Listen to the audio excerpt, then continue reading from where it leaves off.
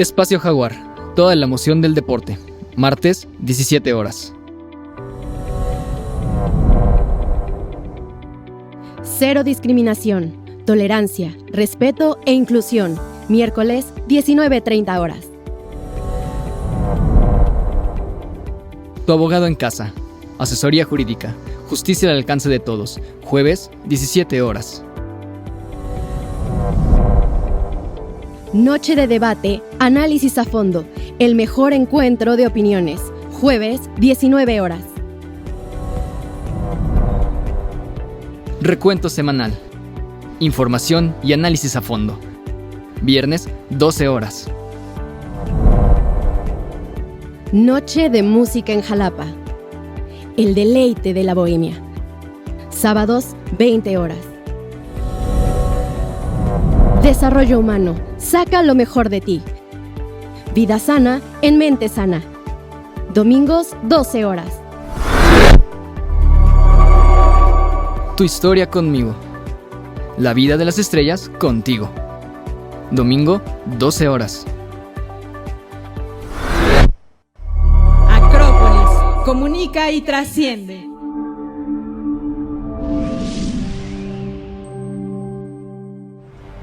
Hola, ¿qué tal? Qué gusto saludarlos y darles la más cordial bienvenida a una emisión más de Recuento Semanal. Hoy, 29 de julio del año 2022, concluye julio, concluye con mucha información, con muchos asuntos que son de relevancia y que aquí le vamos a estar contando. Pero sin duda la noticia más importante de los días que corren es la detención del exfiscal del gobierno de Miguel Ángel Yunes Linares, que ya está detenido, está en Pacho Viejo y ya le dictaron 1 año de prisión preventiva oficiosa. De eso vamos a platicar. Lo mismo que de decisiones del gobierno federal, que son polémicas, como el caso del Tren Maya, donde ante los amparos que frenaban las obras en el tramo 5, que va de Cancún a Tulum, se saltan ese amparo, esa suspensión, al declarar la obra de seguridad nacional. Imagínese usted. Y te hablaremos también del diferendo que hay ya con los gobiernos de Canadá y de Estados Unidos respecto a la política energética de México en el marco del Tratado de Libre Comercio, y que ya van al arbitraje en desacuerdo con la forma en que esto se está desarrollando en nuestro país.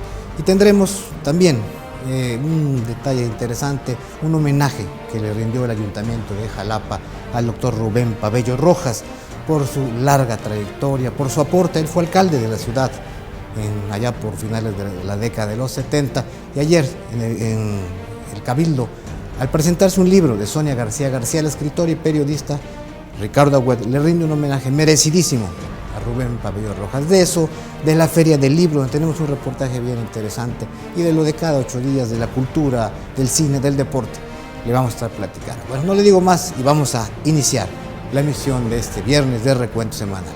Soy Emilio Cárdenas y como cada 8 días les doy la más cordial bienvenida y comenzamos.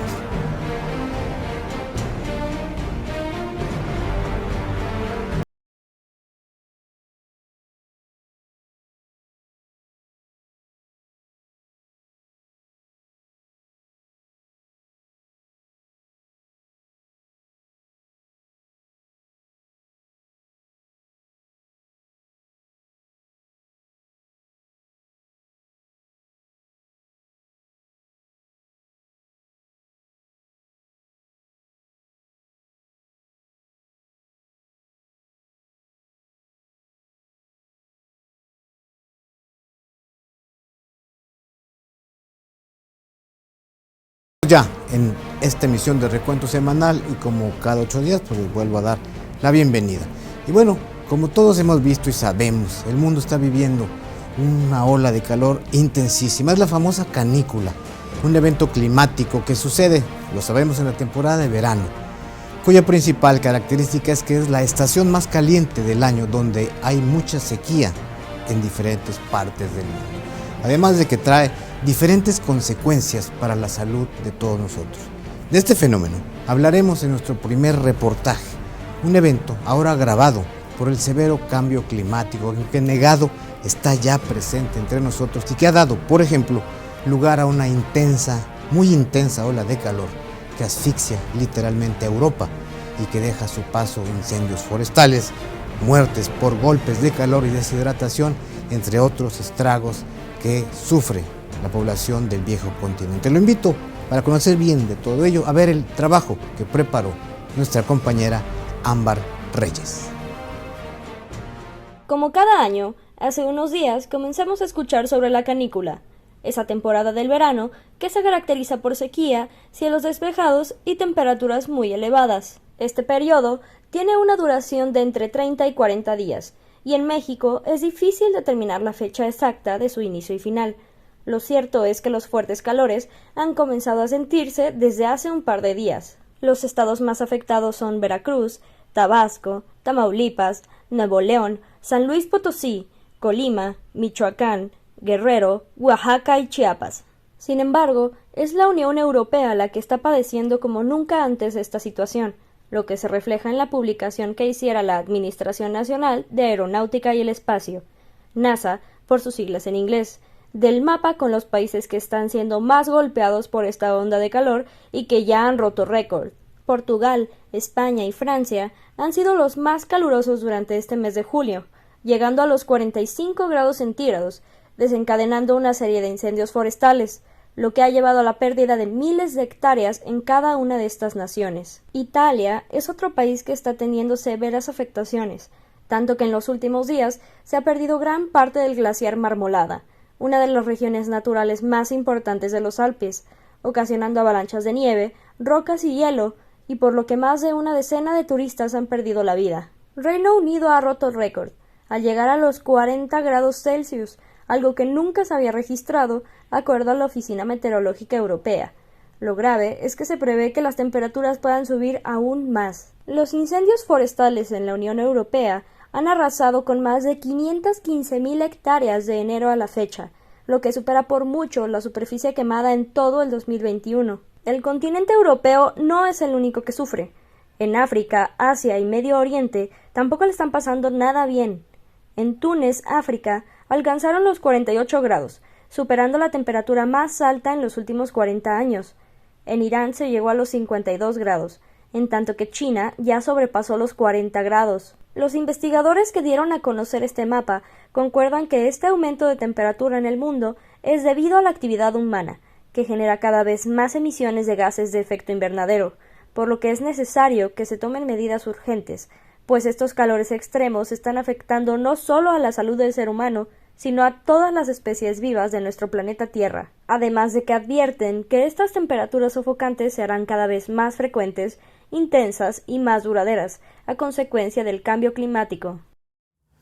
Pues, como le comentábamos, el tema de los diferendos al interior del Tratado de Libre Comercio con Estados Unidos y Canadá están ya presentes en este contexto. Para nuestros vecinos del norte, el gobierno de López Obrador no ha respetado los acuerdos en materia energética suscritos, como le digo, en el marco de este tratado, el TEMEC, que permitiría el desarrollo de la inversión privada en el sector sin proteccionismo alguno. Eso es de lo que se quejan.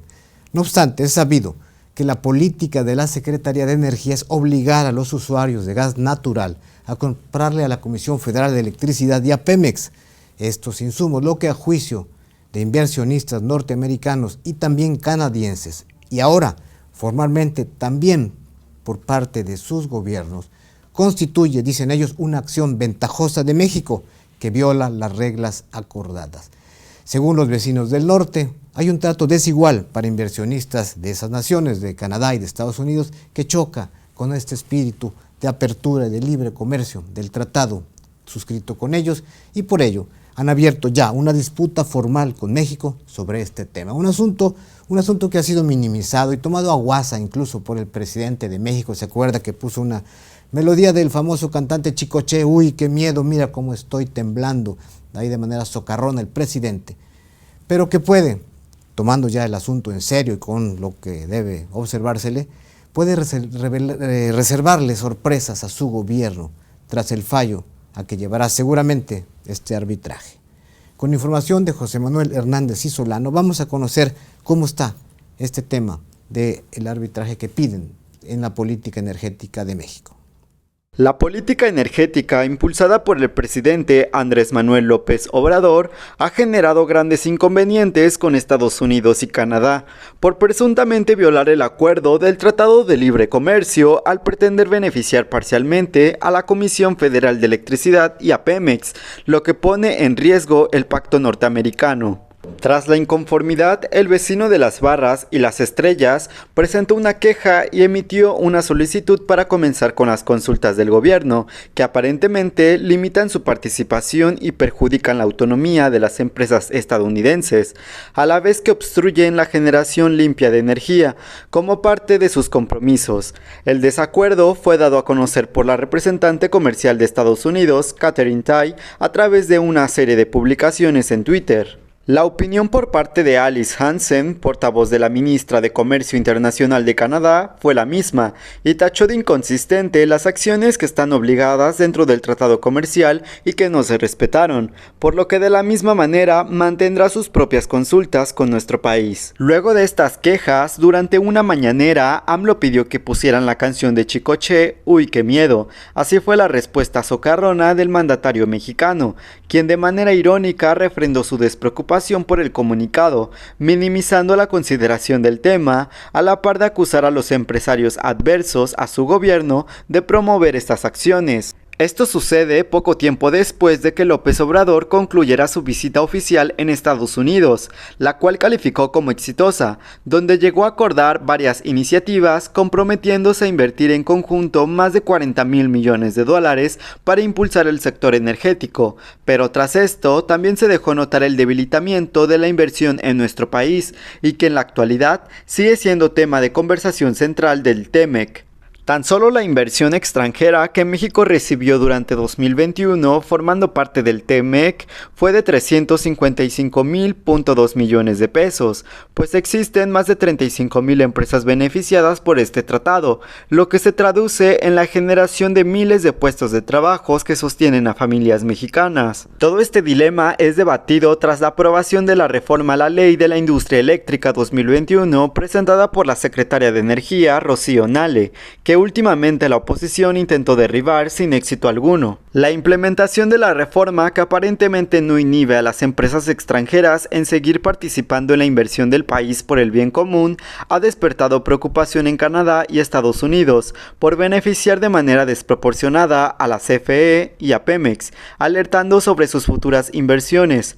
Pero eso no es todo, ya que otros mercados sumamente importantes de México, como Japón y la Unión Europea, mantienen acuerdos similares que podrían ser sometidos a revisión, como en este caso ha sido apelado. En contrapropuesta de la reforma ejercida por Enrique Peña Nieto, con su política de energía que conducía al despilfarro de servicios de la CFE hacia el beneficio de las empresas privadas, AMLO decidió revertir este método y monopolizar a la empresa productora junto a Pemex como únicos proveedores de la industria energética.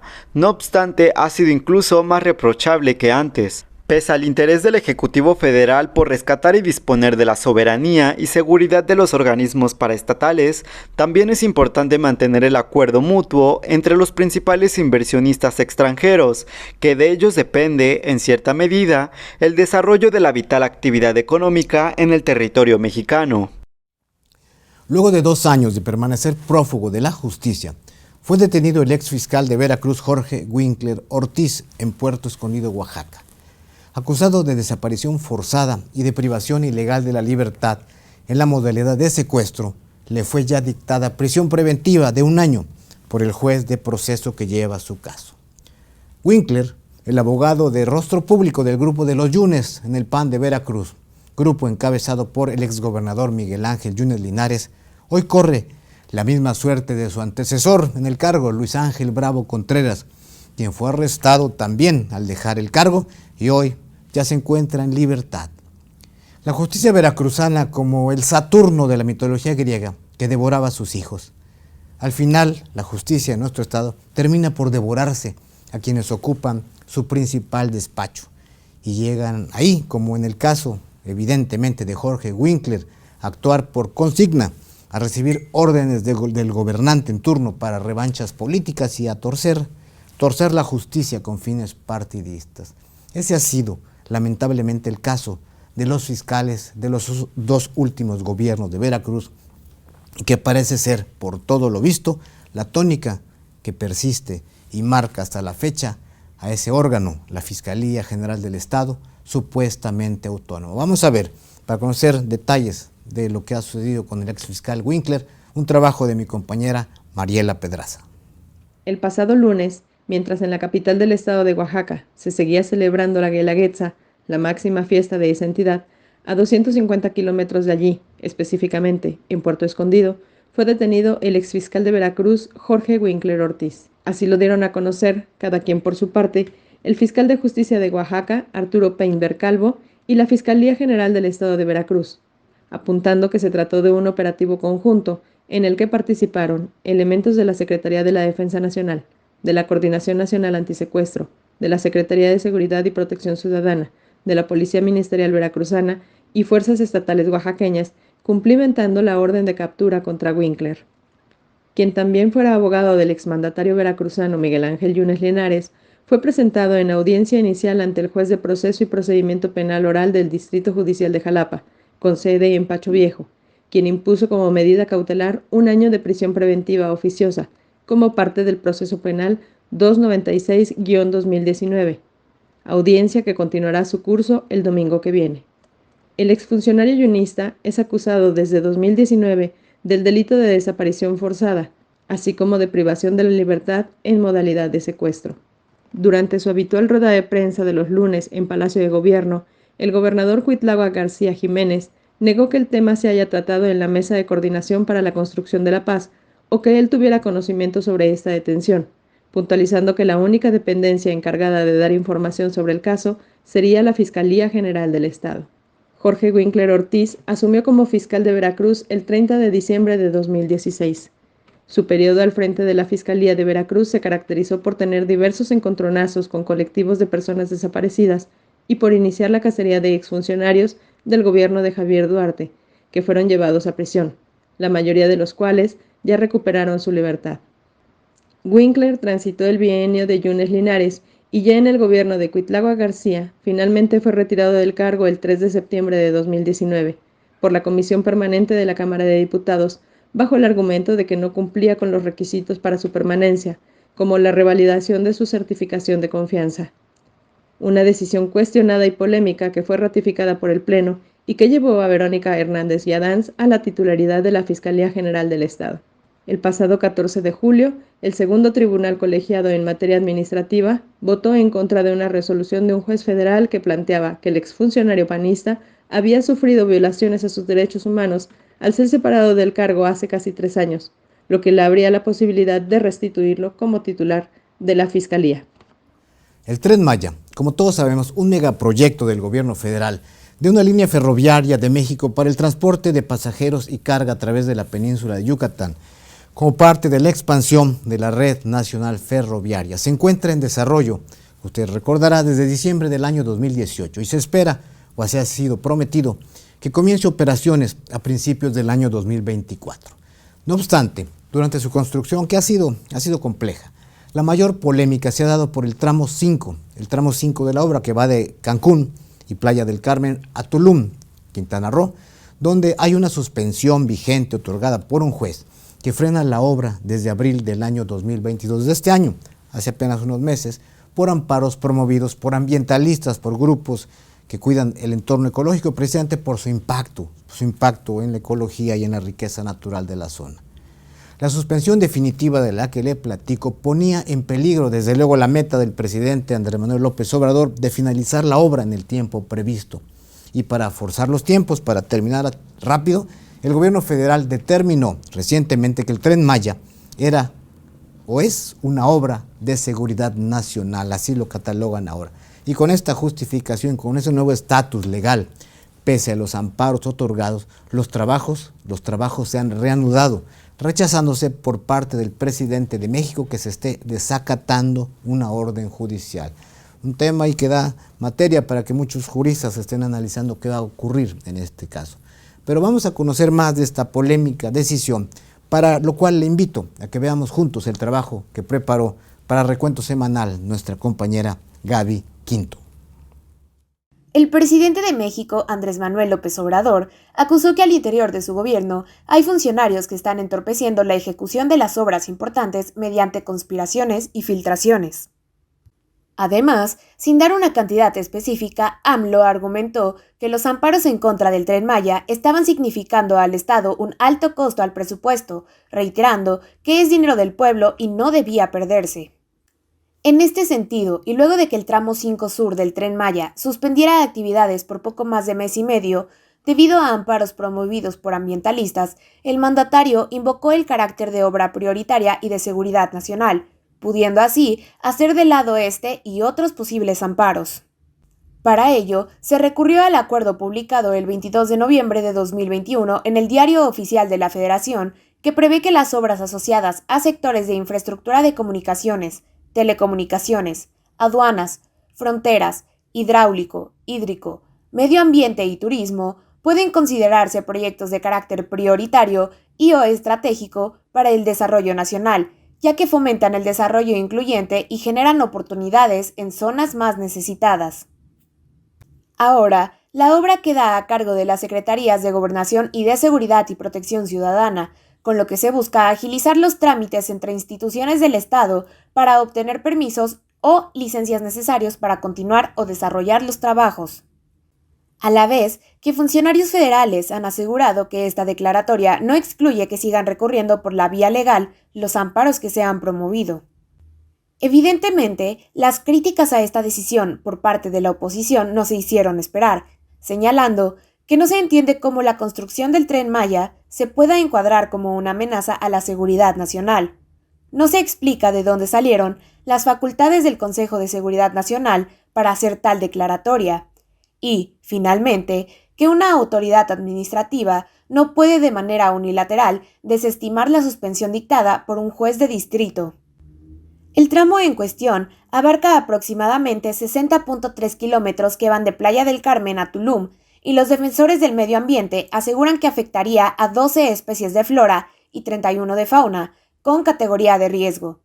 Asimismo, advirtieron que comunidades indígenas resultarían dañadas por las modificaciones en el suelo, la erosión, así como sus usos y costumbres.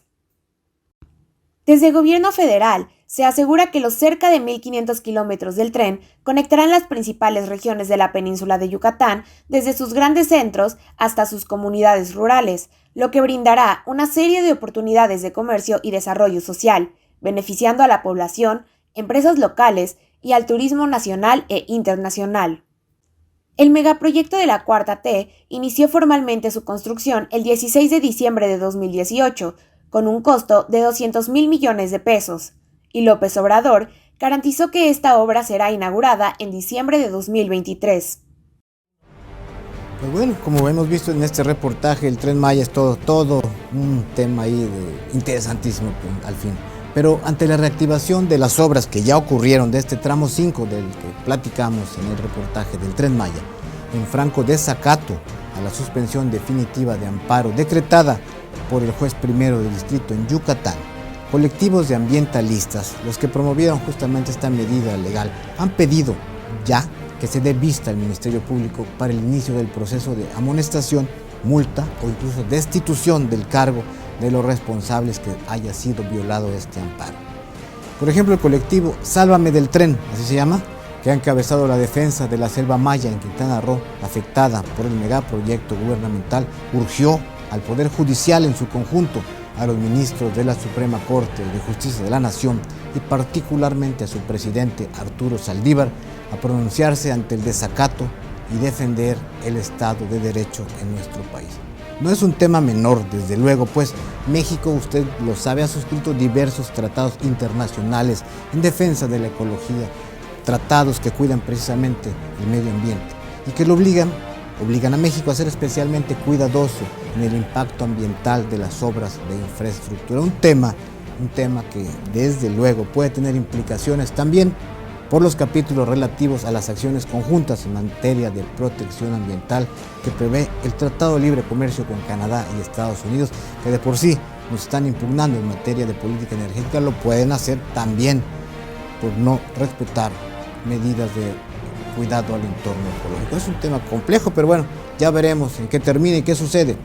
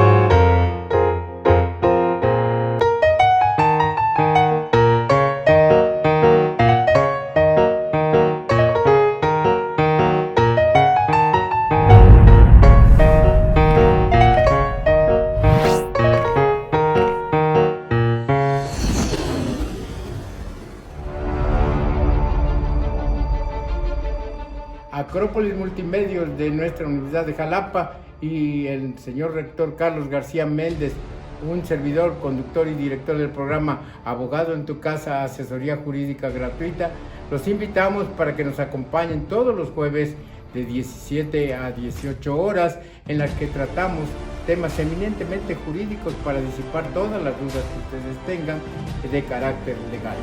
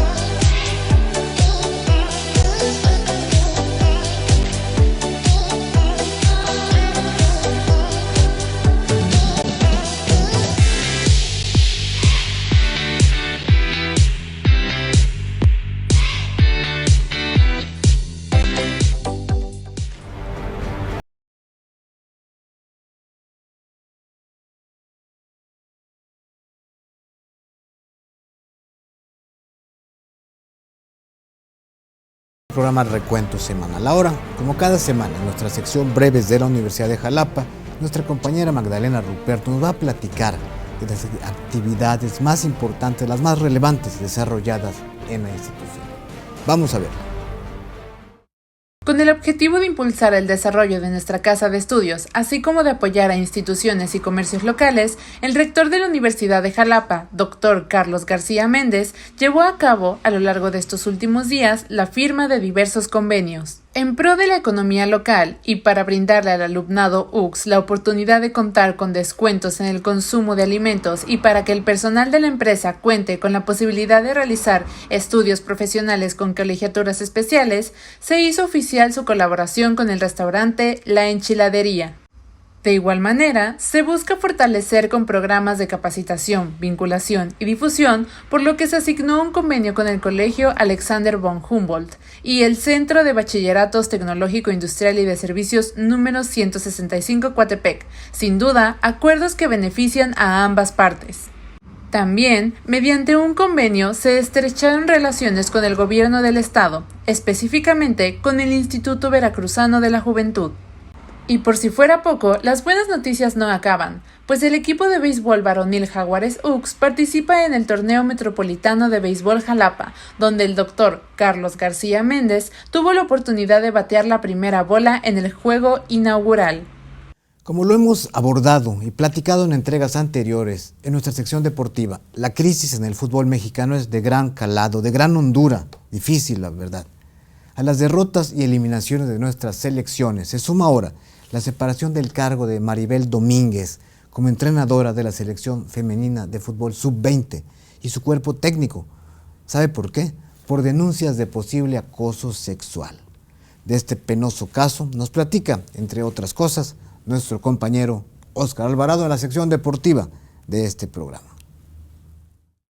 Al interior de la Federación Mexicana de Fútbol se está viviendo una grave crisis, no solo debido a las constantes derrotas que se han sufrido en las diferentes selecciones, tanto varoniles como femeniles, sino que ahora se destapa un escándalo que podría dejar mal parada a Maribel Domínguez, entrenadora de la selección mexicana femenil sub-20, a su cuerpo técnico y a más de una autoridad en la federación. Estos últimos 4 años han sido un martirio para el fútbol mexicano y la bola de nieve crece y crece, y es que hay que decir que nuestro país solo logró conseguir una medalla de bronce en los últimos Juegos Olímpicos y su clasificación al Mundial de Qatar ha dejado mucho que desear. A esto le sumamos los recientes fracasos de las selecciones sub-20 de ambos sexos, que no podrán acceder al Mundial del 2023 ni a los Juegos Olímpicos de París en 2024, así como los constantes ceses de directivos ante la falta de resultados.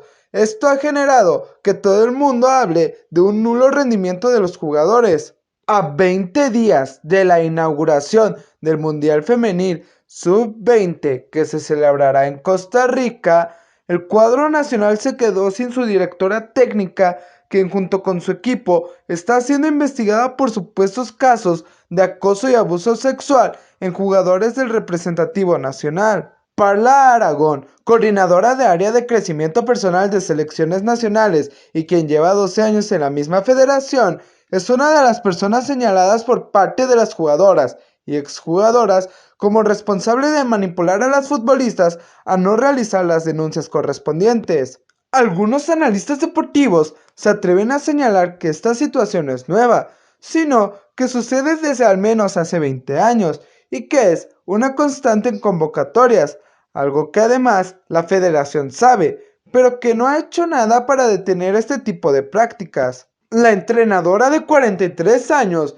mediante un comunicado, dijo que acatará las decisiones que se tomen. Sin embargo, rechaza todo lo que se está diciendo de ella, asegurando que no permitirá que se ocasione un daño moral hacia ella o hacia su familia, pues los señalamientos han impactado en sus valores, integridad, honestidad y transparencia que la han caracterizado en su trayectoria desde que era una futbolista. 5 días después de que estalló todo ese escándalo, la federación lanzó un comunicado especificando que no se encontraron pruebas de acoso o abuso sexual por parte del cuerpo técnico hacia las mismas jugadoras, pero sí evidencias suficientes de falta de liderazgo, conductas inapropiadas que derivaron a favoritismos por poner a ciertas jugadoras. En tanto, a la psicóloga Parla Aragón fue requerida en este proceso, ya que no tiene vinculación con ninguna selección nacional femenil. El organismo rector del fútbol en nuestro país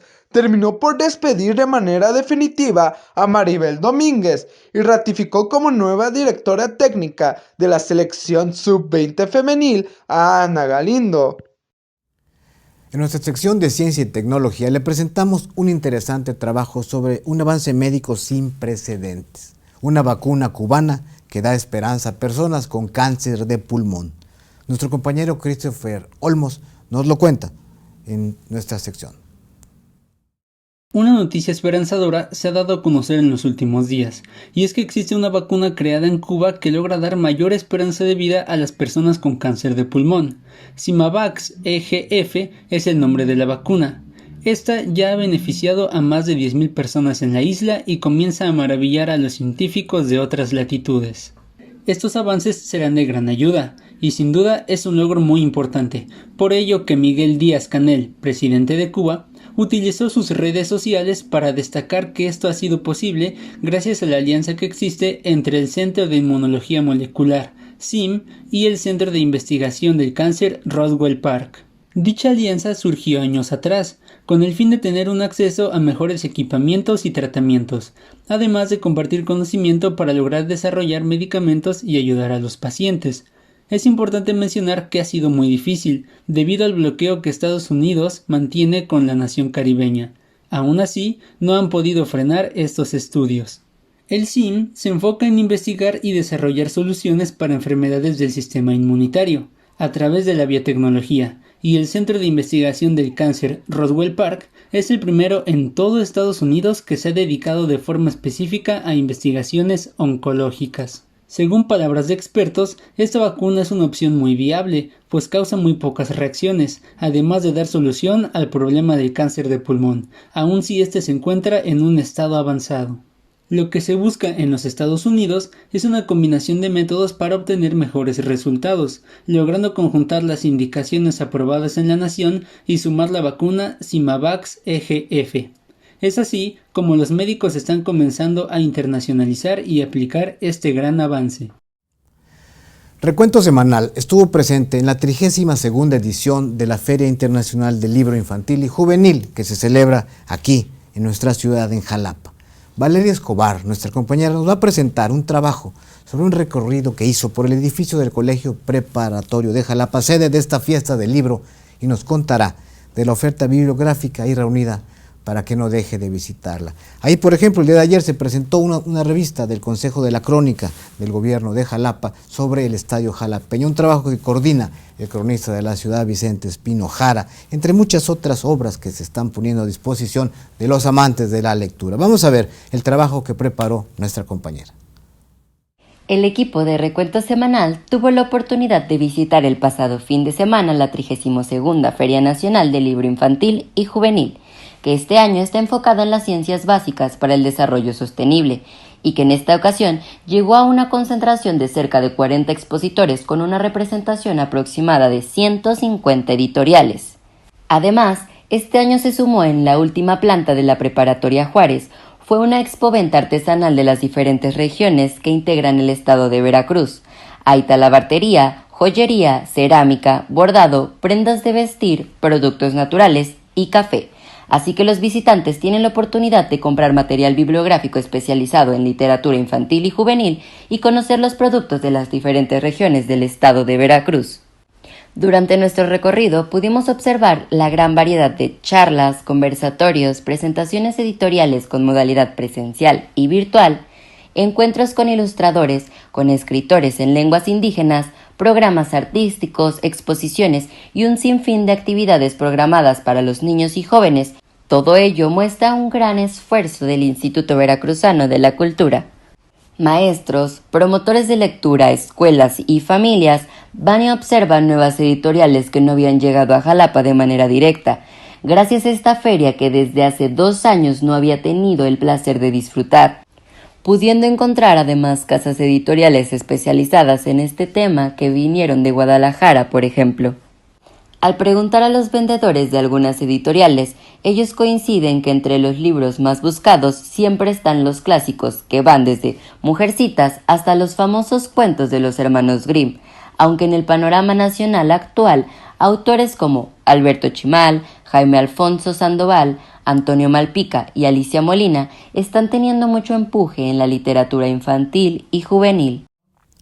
Ya que hablamos de libros, el pasado martes 26 en el Palacio Municipal de Jalapa se presentó el libro Rubén Pabello Rojas, Vida, Obra y Pensamiento, del ser al trascender. Un libro de la periodista Sonia García, en el marco de un muy merecido homenaje que el gobierno de la capital de Veracruz hace a quien fuera presidente municipal de Jalapa en el trienio 1976-1979. Ante la presencia de amigos, familiares, comunicadores y servidores públicos, Rubén Pabello Rojas se dijo profundamente emocionado por este homenaje y agradeció tal distinción al presidente municipal Ricardo Agüet y a toda la comuna. y desde luego recordó su periodo como alcalde y reconoció el esfuerzo que realiza el actual cabildo y el gobierno municipal por mejorar la ciudad, algo que él hizo desde luego en sus tiempos como gobernante, y para que la capital de Veracruz tenga un lugar preponderante como se merece en nuestro país. El libro Rubén Pabello Rojas, Vida, Obra y Pensamiento del Ser al Trascender, de Sonia García, da cuenta de las memorias, recuerdos, enseñanzas y convicciones de este hombre ejemplar, por lo que está llamado a ser un referente para todo aquel que busca comprender a los personajes, lugares e instituciones que marcaron una época y dieron identidad a Jalapa. En sus páginas, en las páginas de este libro, el lector podrá encontrar pasajes íntimos que abarcan la historia no solo de Jalapa, sino también la de Veracruz y del país. También incluye anécdotas, el pensamiento, ideas que tiene don Rubén Pabello, fundador y primer rector de la Universidad de Jalapa, sobre sociedad, sobre política, sobre el periodismo, la amistad y la academia, con lo que refleja su amplio conocimiento, su pensamiento desde luego, y las aportaciones invaluables que ha hecho a las áreas de las ciencias sociales y la cultura. Fue un merecidísimo homenaje, sin duda, a un jalapeño excepcional, Rubén Pabello Rojas. Y por ello, el próximo sábado, 30 de julio, el día de mañana, al mediodía, estaremos transmitiendo un programa especial de Acrópolis Multimedia sobre esta presentación del libro de Sonia García y el homenaje que el Cabildo de Jalapa y que el presidente Ricardo Agüed rindió a Rubén Pabello Rojas. No se lo pierda, sábado 30 de julio al mediodía. El Festival Internacional de Cine de Guanajuato llega a su 25 aniversario y para celebrarlo ha reunido desde su inauguración el pasado 21 de julio y hasta este 31 de este mismo mes, en que concluye, a 181 películas de todo el mundo. Para conocer más detalles de esta gran celebración por su primer cuarto de siglo, nuestro compañero José Manuel Hernández y Solano, en su sección Detrás de Escena, nos cuenta más de este famoso ya Festival Internacional de Cine de Guanajuato. 31 de julio llegamos a la recta final de las actividades del Festival de Cine de Guanajuato, que dio inicio hace 10 días con la exposición y proyección de diversos trabajos cinematográficos en las ciudades de León, San Miguel Allende y la ciudad capital. El 25 aniversario del magno evento ha permitido el acercamiento de miles de personas para disfrutar del contenido más novedoso en cortometrajes, películas y galería fotográfica, que busca difundir el arte que se hace internacionalmente y al interior de nuestro país con más de 181 productos audiovisuales. En esta edición sobresalió el homenaje otorgado a la actriz nominada al Oscar, Adriana Barraza, quien recibió la medalla de la Filmoteca de la UNAM y al mismo tiempo la Cruz de Plata de Más Cine, dos prestigiosos trofeos que enaltecieron los 50 años de carrera de la artista mexicana. El director ganador del Oscar, Alejandro González Iñárritu, felicitó a la distancia a Barraza tras su cercanía en el trabajo. De la misma manera, Blanca Guerra, otra de las actrices más importantes, fue reconocida por la Asociación Mujeres en el Cine y la Televisión por su valioso desempeño en el mundo del entretenimiento. La proyección de películas no hizo esperar y por primera vez en nuestro país se presentó la aclamada cinta de terror Crímenes del Futuro, dirigida por el maestro de la ciencia ficción David Cronenberg. Esta producción recorrió Cannes y ya ha sido elogiada por la crítica tras mostrar un futuro aterrador sobre una nueva tendencia que se apodera de las cirugías estéticas más extremas, como una nueva forma de expresión artística.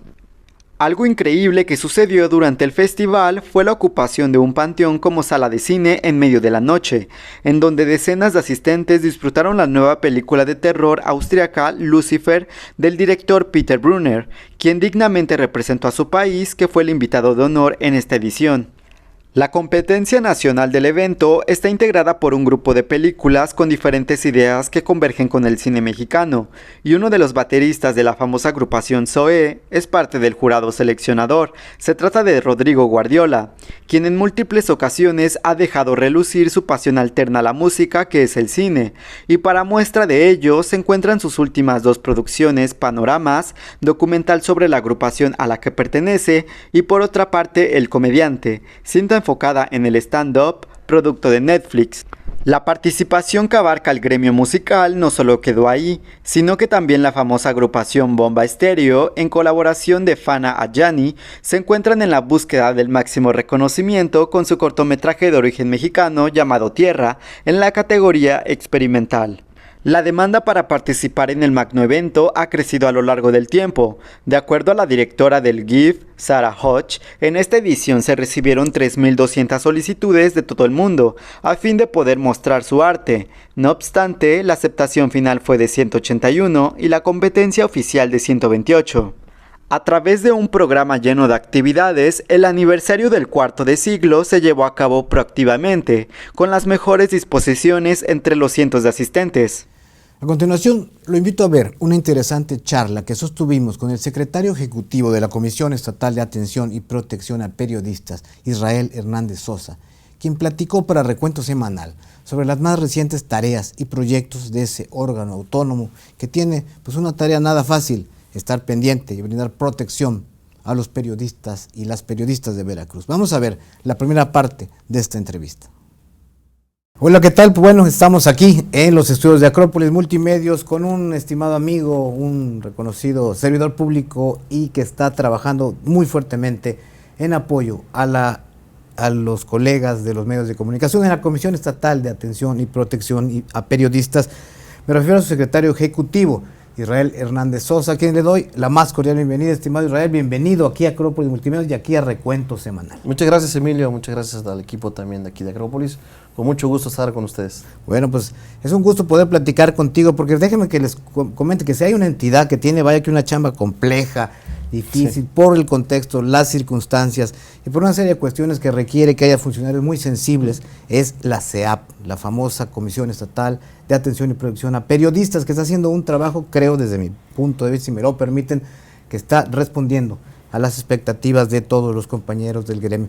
Pero a ver, cuéntanos, Israel, ¿cómo van? ¿Cómo miden? ¿Han tenido un informe reciente según...? Sí, agradecerte por esta consideración que tienes con nosotros, porque es verdad que la comisión, en su naturaleza de organismo autónomo del Estado, además, estamos obligados a dar resultados. Hablabas muy bien, en un contexto difícil de violencia contra los periodistas, no de ahora, histórico, y además que no es privativo de Veracruz, también lamentablemente tuvimos un inicio de año un tanto difícil en varias regiones del país, incluido Veracruz, y hemos tenido un trabajo sobre todo de mucho territorio, de mucha cobertura en las regiones, con la dinámica preventiva, ¿no? Estamos trabajando y apostando sobre todo a ir un poquito más a los problemas de estructura, de raíz, tanto en lo particular con los colegas como impulsando algunas políticas públicas que nos permitan bajarle la incidencia, ¿no? Platicabas, tuvimos un balance ya de los primeros 6 meses del año 2022, que para fines prácticos es el segundo año de nuestra administración. Al principio, el primer año que tuvimos, el 2021, nos estuvimos midiendo con el último año de la administración pasada, pero ahora nos medimos con nosotros mismos, en el sentido de identificar el trabajo que tenemos, las áreas de oportunidad, en donde tenemos que apostar un poquito más, ¿no? Comentarte que, por ejemplo, seguimos con un programa preventivo y de seguridad para periodistas. ¿Qué implica esto? Es un programa donde nosotros como institución dotamos de medidas preventivas tecnológicas, de acompañamiento policiaco, de asesoría institucional, de asesoría jurídica con los colegas en diferentes regiones del estado, pero que tiene la diferencia de que no necesariamente tiene que ocurrir algo de alto riesgo o de alguna incidencia grave para que nosotros nos acerquemos al periodista y sea un beneficiario. En este rubro, por ejemplo, traemos una incorporación de 36 periodistas en estos primeros 6 meses. Para ponerlo en perspectiva, Emilio, el año pasado cerramos el año con 52 casos, es decir, ya le llegamos casi al 70% de lo que traíamos el año pasado en 6 meses. Y decirte que en un registro de incidencias, afortunadamente, traemos un 10% abajo, ¿no? de agresiones a periodistas. Cerramos en estos 6 meses con 58 agresiones en todo el estado, y eso creemos que es en definitiva benéfico. No necesariamente tiene que ver siempre con la comisión, son Lo hemos dicho, el tema de violencia contra periodistas es multifactorial, pero eso, insisto, son buenas noticias. Pero fíjate que yo creo, si me permites, Israel, están haciendo bien su trabajo. Te voy a decir por qué, a mi juicio. La SEAP sí nació a raíz de un momento muy complejo en los años del gobernador Javier Duarte, concretamente el crimen de Regina Martínez. Detona el buscar, más allá de una fiscalía, un organismo que tuviera estas características. O sea, fue reactivo a una circunstancia difícil. Y creo que reactivos han sido siempre las anteriores gestiones, administraciones de la SEAP. Pero fíjate, me parece que ustedes han sido preventivos más que reactivos. Sí, en el momento de tener que atender, lo han hecho y se han visto eso, que la SEAP no ha pasado de noche como me parece que pasó en algunas otras administraciones. Sí. Y debo de reconocerlo y debo decirlo así con todas sus letras. Creo que el trabajo que está haciendo ahí con Silverio Quevedo Elox al frente, desde luego el equipo que integra los consejeros, pero con tu trabajo, la Secretaría Ejecutiva es el pivote para que esto camine. Me parece que están haciendo una buena labor en esa parte. Lo digo como comunicador que yo soy también, ¿no? Fíjate que nosotros cuando llegamos dijimos, bueno, el tema de medidas ya existe, ¿no? Los programas, procedimientos para todos los colegas aplica. Pero queríamos marcar la diferencia, justo identificar los problemas de estructura. Ejemplo, en el primer año que nos llegó a identificar y que ya era una constante en años pasados y que además es un dato que se replica incluso en otras partes del país, es que muchas agresiones vienen desde el ámbito local, ¿no? Tanto de funcionarios públicos como de otros poderes fácticos que se dan, ¿no? Evidentemente el crimen organizado, entre otras situaciones que a los colegas desde lo local se les está agrediendo o obstaculizando su trabajo. ¿Qué hicimos? Nosotros diseñamos con el equipo de la Secretaría Ejecutiva, con las diferentes áreas, y que además propusimos al Pleno de Comisionados, que también tuvimos su respaldo mayoritario, unánime, para poder impulsar esta iniciativa, es que tengamos un programa de incidencia a nivel municipal, con los gobiernos municipales, en diferentes vías, principalmente en capacitación, sensibilizarle al servidor público que la labor del periodista es justamente esa, informar, que hay un compromiso con la sociedad y que ante cualquier crítica hay que, como se dice en el argot, aguantar vara, hay que tener la piel un poquito más gruesa, entender de que estamos bajo el escrutinio público como servidores públicos, incluso su servidor y la comisión lo está, y que en todo caso, si hay algo que no me gusta como servidor público, tengo herramientas para defenderme. Creo que una de las cosas que a veces no se reconoce y creo que es necesario es que a raíz, por ejemplo, de ejercicios como la mañanera, se da este intercambio de ideas un poquito más directo, que fluye, y creo que es lo que necesitamos en este país, que realmente hablemos, que el servicio público también se defienda. Eso también los periodistas tenemos que entenderlo, que nosotros criticamos, pero el servidor público también tiene su derecho de réplica, tiene su postura, y si hay algo que a él no le gusta, bueno, que hay procedimientos de carácter incluso civil, donde él puede recurrir a algún tipo de recurso jurídico, pero que no necesariamente venga con una agresión. Es lo que estamos sensibilizando, además de también involucrarnos con las policías municipales, no aprovechar la fuerza del Estado, complicado, que es un foco agresor, pero por ejemplo comentarte, y es algo que de reconocer, en Jalapa estamos llevando a cabo un programa piloto de implementación de medidas con la Policía Municipal de Jalapa. Nuestra ley establece que la comisión puede implementar medidas con autoridades estatales y municipales.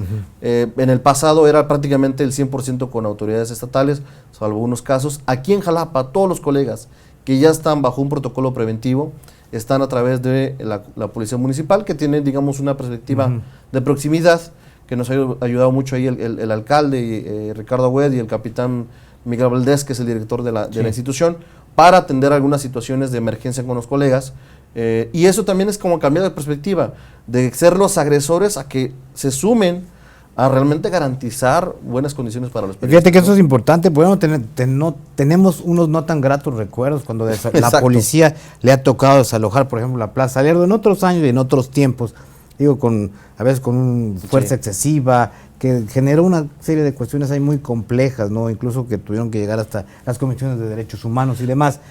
Es un tema delicado porque siempre los reporteros gráficos están ahí al momento, los reporteros, los redactores, y los reporteros, sus colegas también. Claro, están ahí y llega la policía y ellos también cumplen órdenes de poder, digamos, contener, y ahí es donde empiezan luego los jaloneos, ¿no? Fíjate que ahí es una situación que nosotros estamos abordando de manera muy integral, ¿no? Por todos los frentes.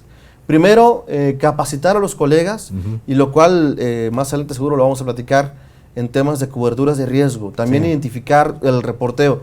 Hoy día, por ejemplo, algo que ya sugerimos a los colegas es ya no trabajen solos.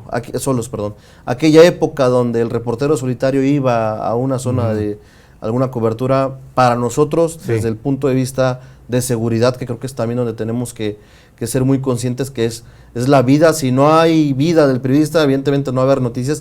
Creo que es el principal activo que tenemos que cuidar, nuestra integridad. Trabajemos en equipo, y no en equipo porque tengamos que compartir información, sino que en el momento del despliegue de la cobertura, ¿no? Por ejemplo, una parte es el entrenamiento de los colegas, pero también comentarte que otra de las iniciativas que traemos, y que además es de reconocer del secretario Gutiérrez, es que vamos a capacitar a los policías desde que están en formación en la academia de policía. Lo que era la academia de policía. Porque es que no podemos ir al programa de estructura si no vamos realmente a sensibilizar a los policías desde que están en formación, de que el periodista, a él le guste o no, va a estar haciendo la cobertura, sobre todo los que cubren fuente policial. Y entonces es dotar de protocolos, de herramientas. Apostamos mucho al diálogo, a la comunicación, al entendimiento y el respeto del trabajo tanto del periodista como del policía, quien ejerce un acto de autoridad, evidentemente, ¿no? Y tiene una obligación y una responsabilidad. Y queremos ir de ahí, ¿no? Seguro esto nos va a permitir reducir la incidencia, y también, evidentemente, que cuando se registra alguna situación haya realmente consecuencias, porque si no hay consecuencias de quien agrede a un reportero, un fotógrafo en el campo, pues difícilmente le vamos a cambiar la narrativa, que ese es otro tema también que estamos ahí impulsando, que es el combate a la impunidad en crímenes contra periodistas, ¿no? Por eso te decía que es una papa caliente. Hace rato comentábamos la CEAP, por toda esta gama de cosas que tiene que hacer, y que bueno, hablabas, me parece importante esto de la capacitación a los cuerpos, a quienes se están formando como policías, porque ellos además tienen sus propios protocolos del uso de la fuerza y demás. Pero como decías bien, los colegas, los reporteros, las reporteras, también deben tener claras ciertas pautas de actuación, digamos, y qué bueno que ustedes estén entrando en esa parte también de capacitar no solo a funcionarios, servidores públicos como los elementos del policíaco, sino también ofrecer a los colegas opciones de profesionalización, de capacitación. Así llegamos al final de esta emisión, de este programa Recuento Semanal, que como siempre espero que haya sido de su agrado, y los espero el próximo viernes en punto de las 12 del día en una nueva emisión de este programa que hacemos con mucho gusto aquí en Acrópolis Multimedios. Y como siempre esperamos sus comentarios, sus sugerencias, sus opiniones en nuestras redes sociales. Y si le ha gustado lo que aquí vio, pues puede compartirlo, verlo cuando usted tenga tiempo y oportunidad. Y desde luego también seguir nuestro sitio web www.acropolismultimedios.mx y toda nuestra programación que está en las redes sociales que usted ya conoce, todas las redes sociales que conocemos. Y bueno, también cada martes y cada jueves no deje de seguirnos en punto de las 2 de la tarde en el informativo Las Noticias en Acrópolis, donde le tenemos lo más puntual de lo que acontece día a día en Veracruz, en México y en el mundo. Gracias por su atención y hasta la próxima semana, en que seguiremos el análisis de la información.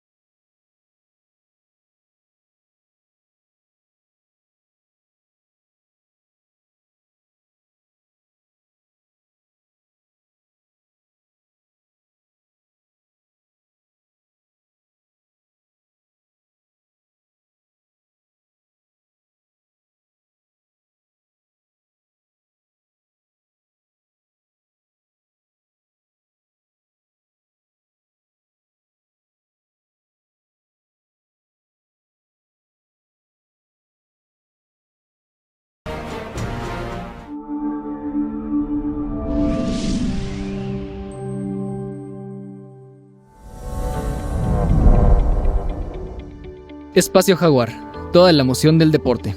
Martes, 17 horas. Cero discriminación, tolerancia, respeto e inclusión. Miércoles, 19:30 horas. Tu abogado en casa. Asesoría jurídica. Justicia al alcance de todos. Jueves, 17 horas. Noche de debate, análisis a fondo. El mejor encuentro de opiniones. Jueves, 19 horas. Recuento semanal. Información y análisis a fondo. Viernes, 12 horas. Noche de música en Jalapa. El deleite de la bohemia. Sábados, 20 horas. Desarrollo humano. Saca lo mejor de ti. Vida sana en mente sana. Domingos, 12 horas. Tu historia conmigo. La vida de las estrellas contigo. Domingo, 12 horas. Acrópolis, comunica y trasciende.